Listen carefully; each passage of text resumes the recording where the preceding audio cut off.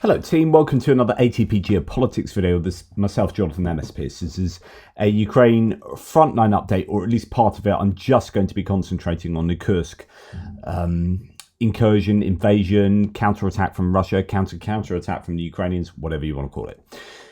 I am only going to use one source tonight, and that is Null Reports. I find them pretty reliable, but bear that in mind.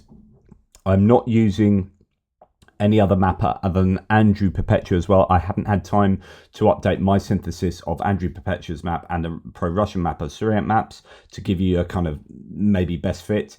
This is using Andrew's map, so thank you, Andrew, and please go and support him if you can. And as I say, I'm using Null Reports' Kursk update thread, which I find useful, but there's a lot more information, no doubt, to be had concerning what's going on in this whole area. Okay, so what have we seen? Let's rewind a few days, right? So this is what the Kursk area looked like, and just to remind you where we are, of course, you've got Ukraine, you've got Crimea, you've got the Eastern Front Line, and you've got Kursk up here, just north of the Sumy Oblast. Okay, so we've had this incursion into Kursk that has taken an awful lot of land, all things considered. And it has been fairly static in terms of extra territory gained for over a week, really, and probably a lot longer. So, you know, we're going back here. What are we on now? The 12th. So let's go back to the 2nd. And it looks fair. This is 10 days ago. It looks fairly like it has, it's looking right now. So just maybe some marginal advances on the western side. Okay, and then we get to 2 days ago. So the 9th turns into the 10th. This is what the mapping update was for the 10th. It's an awful lot of land that the Russians retook in their counteroffensive. I don't think they caught the Ukrainians by surprise so much as this is what was expected. And actually, that's something to consider, as Zelensky has said that it's all going to according to plan. So even though the Russians have taken quite a bit of land back, it depends what the objectives are here. So the Ukrainians can put up every bit of defense that they possibly can, but then they would be failing in one of their objectives. Remember, I talk about these series of objectives. So the main objective for the whole war is to take back territory, right? And you could say, well, this isn't taking back territory, but it fits into the objective. If you're going to swap it for Ukrainian territory, then and you can take more territory, then that's going to be a good bargain to get back territory. Okay, but underneath that, you've got all these sub-objectives. One of which is not losing your own troops. Another one is not losing your own equipment as much as possible. Another one is going to be attriting Russian troops, attriting Russian equipment, taking territory, taking strategic locations, you know, or operationally significant locations such as logistics hubs, etc., etc. You've got all these sort of different objectives, taking prisoners, etc., etc. So the Ukraine is always going to be considering taking land against not losing troops. And it's going to be, one might presume that as long as they're not losing troops in losing this land in significant amounts, then ceding territory for not losing troops is all right. You know, they've achieved certain goals already by what they've done here. The question is, how much territory do they want to maintain and for what cost? And that's what we're in the middle of seeing. So it's going to be interesting to see how many, you know, what reserves and what equipment, what troops, what fortifications they are going to be putting into this area to maintain control of it. How much are they going to keep? And are they going to still try to take more? So what's happened is the Russians took back this area on the 10th, as according to Andrew Perpetua. So an area at the north up here. So two areas at north. This thin salient up here, this wider and shorter one here, and then this whole area to the west. So this is a change. A lot of it becoming grey zone. So it's not so much that the Russians have completely taken this area and the Ukrainians have lost complete control. It's that there's going to be fighting over this area. Although he seems to suggest that that northern part here is robustly under Russian control. That was the 10th. Then we went through to the 11th, and interestingly, no change. So no change to the 11th, I think, is significant. Now the Russians pushing down here pushing down in the north. And then the 12th, well, we're on to 11th still. So there's due another update. It's going to be fascinating to see what his next update is. But on top of this, we are hearing that there is fighting going on around here. So apparently the Ukrainians have got to Veseloya here through Novyi Put. There is supposedly fighting around Mejdech, however you pronounce that area there. There is fighting there. And potentially activity taking place further up as well, up around here. There were claims yesterday I reported that the Ukrainians might be fighting around Kalinovka and Komitovka there. So don't know though, I have not heard about that today. Let's go, that's quite a way to the northwest. Let's remain on Kursk and see what No Reports has to say. So Kursk and border operations, day 38. So there's 38 days they've been attacking into Kursk, which is a pretty considerable amount of time. But as we've seen, 2 weeks worth, so 14 days of that, probably there or thereabouts, not a lot of change. Did Russia's advance into Kursk really already slow down? So that's Russia's counterattack. Has that already been stalled? And that's a question. An overview of all the events happening in Kursk today. In the border regions combined in this one thread, so we're going to go through it. After a counterattack was announced yesterday with much fanfare, it has been quiet on the Russian channels since this morning. Is the success disappointing? Well, we'll see what's happened since this morning. So, right, first of all, Sergei Lavrov, the Russian foreign minister, has stated that Russian forces are successfully pushing Ukrainian troops out of the Kursk region. So it's worth getting an idea of what the Russian official statements are. As far as the mapping goes, so we're looking in this map, just to give you a sense of where we are here, we're going to be talking a lot about Snagost. So Snagost is this settlement that is in the middle of the area that the Russians have either taken back or are fighting over.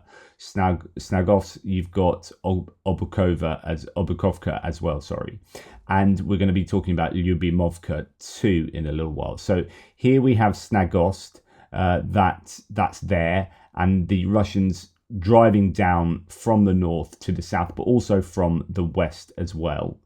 Although there are claims that the Ukrainians are pushing against the Russians in their rear here, and possibly Ukrainians cut off over here in these settlements as the Russians came down. So that's what that map shows. Okay, Russia would control from Snagost to the south, from Koronovo southeast, and the area up to Obukovka, both highlighted in aqua. So this is the area that is being claimed. So Obukovka, Snagost, down to here to the border, that kind of area.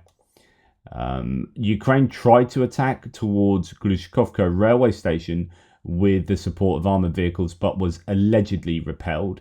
So the question is, okay, so we've got the same river that comes along here. It goes through Glushkovo here and Zvanoye and Karij. That's where we've had 3 permanent bridges destroyed and a number of pontoon bridges also taken out. So the idea is that the Ukrainians might be attacking through to Glushkovo, either in this direction and or from this direction as well. In fact, we'll come on to this area in a second. Most interesting is the claim that renewed fighting near Kromsky Baiki on the northern part of the Kursk front. This could mean the Ukrainians were able to push deeper towards the settlement after recently capturing Pogrebki and adjacent areas, or that it has bypassed Kalchuk. So we'll check those areas out.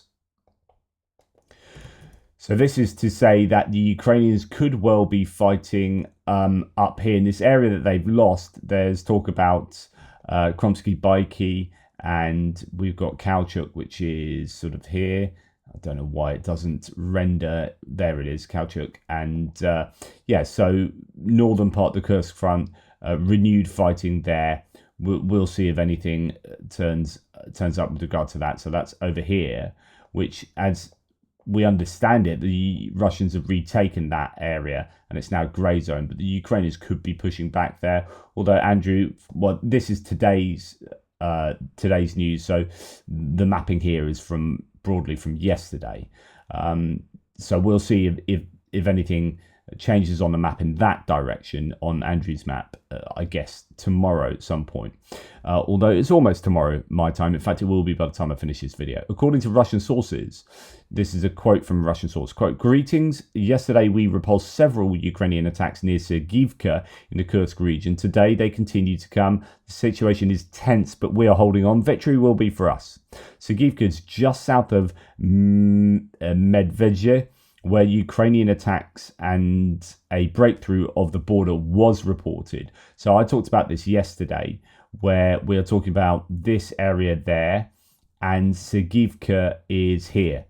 So a small settlement there. So there could be Ukrainian counterattacks or counterattacks in this area to attack the Russian in the rear, and then to get them to have to circle back and start defending themselves from this direction, and therefore not attack so strongly down on the western part of the salient there. So it'd be interesting to see if that works at all for the Ukrainians. Now, according to several Russian channels, Lyubimovka in the Kursk region is now being stormed by Russian forces. So let's go back to Andrew's map, and that is Lyubimovka there. So having taken Snagost, although there are still some claims that there's fighting still ongoing there, but it's probable that that has now is under Russian control, and they are moving along this road to Lyubimovka.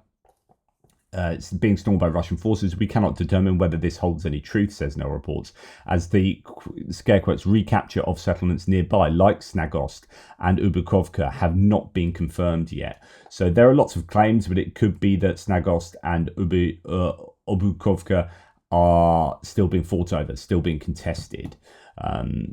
Right. Meanwhile, Russian sources also report that Ukrainian troops, for a second day in a row, have not stopped their own attacks at another border area in the Kursk region near Novyi Put. They reportedly pulled up heavy equipment. So that is to go back over to here and say, right, okay, so we just heard about claims concerning Sergivka and Medvedjevska, however you pronounce that, these areas. But also, there's talk 2 days in a row the Ukrainians have been attacking at Novyi Put, and not just attacking. There is mine clearing going on. There is dragon teeth clearing, and there's armored equipment the Ukrainians are bringing to bear. Normally, when these kinds of claims are made by Russians, the advance is already somewhat further, but we'll wait and see. And actually, we come on to it being further in a while. There are various videos coming out of here, although there is a good deal of operational security. 501st Separate Marine Battalion is using FPV drones to stop a Russian assault in Vishneve in the Kursk region. I'm not actually wholly sure where Vishneve is, but I'm sure it's likely to be on, it could be that Vishnevka there. So they have different sort of transliterations into English, so it's probably around that Snagost area, to be honest. Anyway, to continue down the thread, more mapping updates here in the Kursk region. We can confirm, says no reports, that Russia retook 2 settlements so far. Krasnoyarsk and Komarovka. Russian forces have approached Vishnevka, as we just saw, but so far presence inside the settlement has not been confirmed. The Ukrainians were still seen present in Snagost. Okay, so this is, and that, bear in mind, that was 12:44, so that was about, well, it's 11 o'clock, so, almost 12 hours ago, but in the middle of today's fighting. That's to say that fighting in this area, confirmation that these 2 settlements have been retaken, so Komarovka and Krasnoyarsk, but Snagost might still have Ukrainians in. So it's dynamic. There's going to be all sorts of claims coming from both sides.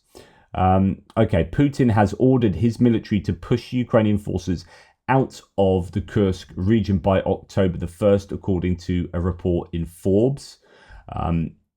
Might well be that is the case, giving his troops, his forces, the best part. Well, counterattack started on maybe the 10th, so giving 20 odd days in order to take back all of that territory in Kursk. Russians. So on the other hand, Zelensky says that Russians have begun the counteroffensive actions in Kursk, and everything is going according to Ukraine's plan. Now, we've talked about what the objectives for Ukraine might be, what their plan really is. They have already achieved a whole bunch of objectives by doing what they've done here in Kursk. The question is, as I said earlier, how much are they going to hold on to this? How important is it that this is a bargaining chip for negotiations or whatnot? Okay, now I found this pretty interesting. This is a bit of footage to show HIMARS strikes with cluster munitions targeting quite a large concentration of Russian troops in the Kursk region. These enemy units were gathering in preparation for assaulting Ukrainian positions. I presume this is the same river. Let's have a look at this up to the point where, because YouTube won't like the cluster munitions striking. You see quite a lot of troops here and some equipment, and you're always thinking when you see these, and I know there's a human element to this, but I'm talking from a purely kind of military point of view here. You see a lot of reconnaissance, you think hit now, and by the time you get that message back to the launchers and by the time the missiles get there, things often change. But actually they do a pretty good job of hitting all of these people as they are in position. So you've got quite a lot of troops here and a little bit of equipment as well. Anyway, so it goes on, and that's the troops were actually aligned there. You can see them all along there, and then this is where the cluster munition hits. One cluster munition hits, so covering both sides of the river, and then another one hits afterwards. Basically, it looks like they've got a really good, I forwarded it on there so you can't see more of the detail, but it looks like it was a really quite successful hit with cluster munitions there. So it's interesting that A, HIMARS are being used, B, there's good reconnaissance of the Russian forces in the area, and C, it's being successful. Another successful strike was on a Zemledeli vehicle destroyed here in the Kursk region, somewhere in the Kursk region. It's quite a rare and significant target, says Null reports. These are mine layers, so they send up like barrages of mines into fields. They can actually lay a whole load of mines very, very quickly, relatively quickly. And to see that destroyed is good news for the Ukrainians, because it means it won't be able to do that, and that means that the Ukrainians will be able to move more freely around certain areas, since that's been destroyed. Akhmat commander Apti Alaudonov claims that Ukrainian forces are allegedly killing their own soldiers who attempt to surrender. He stated that only 1 or 2 out of every 10 captured soldiers are successfully brought to a safe zone. That's almost certainly psyops and a load of nonsense. A Ukrainian engineering vehicle clears a passage for infantry clearing Dragon's Teeth on the border with Kursk, just west of Novi Put, where skirmishes are already being reported. Bogged down tank is seen behind. So this is an engineering vehicle clearing a path through these Dragon's Teeth, and also you got mine clearing going on as well. No doubt. It shows you actually how relatively easy it is to move these Dragon's Teeth with the right bit of equipment. Just bulldozers through them, job done. When it becomes difficult is if you've got anti-tank guided missiles flying all over the shop, helicopters, artillery, mortar crews. But in the absence of that, it can be quite easy to move these obstacles. And that is just west of Novi Put. In fact, it is geolocated in the next, here we go, geolocation there. So we'll just try and find that on Andrew's map. The claim is it's just west of Novi Put here, which is over there. Let's whack that into the, yeah, there you go. So just at the border, yeah, that's your geolocation. I think I can get rid of it. Yep, there we go. Excellent stuff. Right. Okay. So useful to know that that's happening there, and that is evidence that the Ukrainians are trying to push through over the border. Now, according to Russian sources, Ukrainian units managed to breach the border, indeed at that area of Novy Put, and infiltrated the area south of Veseloye, about 3 kilometers from the border, most likely going eastward along the tree line. Quote, armored vehicles and other vehicles delivered infantry scattered across a green belt whose task is to take our strongholds. Combat work is now underway to destroy the enemy. Ukrainian advance confirmed on the map there. So giving a bit of blue control here in this area. So along there, going eastwards along the tree line. So it seems to be up in that direction. Now there is claim later that the Ukrainians are indeed in that settlement there of Veseloye. So they are advancing themselves in a counter attack. So the Russian Foreign Ministry has claimed that Ukrainian armed forces have created facilities resembling concentration camps in the Kursk region for civilians. Of course, this is almost certainly information attack here from the Russians. This information comes from a report by Miroshnik, obtained by the Russian state agency TASS. Make of that what you will. And then we have new updates from the Kursk region again. According to Russian sources, Roman Alekin, a military volunteer and advisor to the governor in the Kursk region, the AFU has entered Veseloye. So that's exactly what it's saying. So the Russians themselves are claiming that the Ukrainians are there, which is significant. So they are making inroads into Russian territory beneath the same river. Had the Russians not counterattacked, they might have been doing this anyway. But it's also going to be linked in with trying to get the Russians to do an about face here and pull back and try and deal with this other incursion. Quote, the enemy is actively pressing towards Glushkovko. So that is to press towards Glushkovko here in the bridge that's across there. There'll be Russian units all around here. There are some claims that there were 1,000 soldiers, 700 soldiers, probably a lot more now that the Russians have poured supposedly up to 60,000 people into the whole general area. There is information that the support of the tanks and the enemy entered, with the support of tanks, the enemy entered the village of Veseloye. Our air force is actively working, so the guided glide bombs are going to be used with no doubt wild abandon in the area. The night will be hard for hours. We pray for our soldiers. That's coming from the Russians. And that's all I have for today. So that is to say that no doubt heavy activity all along this front. But I don't know how much the Ukrainians will want to be pressuring outwards on the east when they know that they're going to be under a lot of pressure to the west. Will they draw forces back rather than attacking, draw forces back here to defend on the west? Or by doing that, will they gift momentum and initiative to the Russians here? So to keep initiative, maybe they do need to keep pushing. And it could be that the whole Kursk region the whole of this just moves to the right. But I don't know that they are going to make lots of progress here. The Russians have brought lots of reserves to bear. This is fascinating to see how this is going to turn out. I know there's an awful lot of human loss will be involved in this, but from a kind of military point of view, it's really interesting area. And yeah, to see whether the Ukrainians are going to play this kind of border whack-a-mole, keep attacking in a number of places. Because remember, we heard that they were attacking down over here as well across the border, the Ukrainians.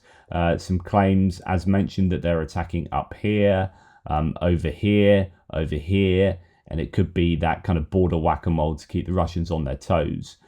Anyway, that's what I have for you today, but it is solely from Null Reports and Andrew Perpetua, and Andrew will no doubt add to his, because this is 17 hours ago he last updated the map, so it's due an update that will probably change massively what I've said here, and we'll have a much more accurate understanding of where each side is.